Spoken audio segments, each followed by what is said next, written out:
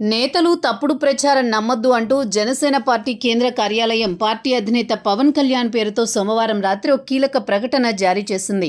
స్థానిక సంస్థల ఎన్నికలకు సంబంధించి ఏ నిర్ణయమైనా పార్టీ అధినేత డిప్యూటీ సీఎం పవన్ కళ్యాణ్ కనుసన్నల్లోనే జరుగుతుందని తేల్చి చెప్పింది. క్షేత్రస్థాయిలో కొందరు తమను పార్టీ ఎంపిక చేసిందని, తామే పోటీ చేయనున్నామని చెబుతోన్న సమాచారం, చేస్తున్న ప్రచారంలో వాస్తవం లేదని ప్రకటించింది.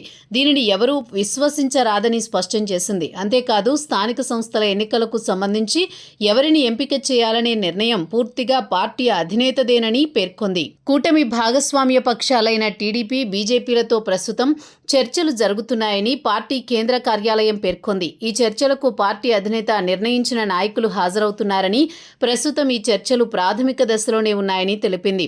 పార్టీ కోసం కష్టపడిన వారిని, త్యాగాలు చేసిన వారిని, ముఖ్యంగా వీర మహిళలను పార్టీ గుర్తుంచుకుంటుందని, వారి ఆకాంక్షలు నెరవేర్చేందుకు పార్టీ అధినేత ప్రాధాన్యమివ్వాలని భావిస్తున్నారని తెలిపింది. అయితే ముందుగానే కొందరు క్షేత్రస్థాయిలో ప్రచారం చేస్తున్నట్లు పార్టీ దృష్టికి వచ్చిందని, ఇది సరికాదని పార్టీ స్పష్టం చేసింది. ఇలాంటి ప్రచారం చేసేవారిని ఉపేక్షించేది లేదని పేర్కొంది.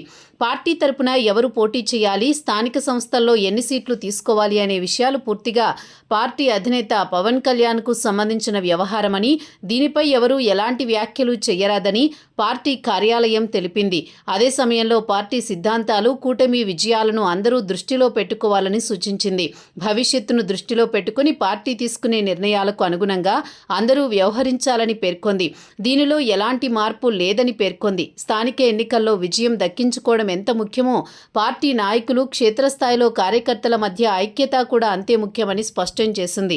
ఈ విషయంలో పార్టీ లైన్ను ఎవరూ అధిగమించరాదని పేర్కొంది.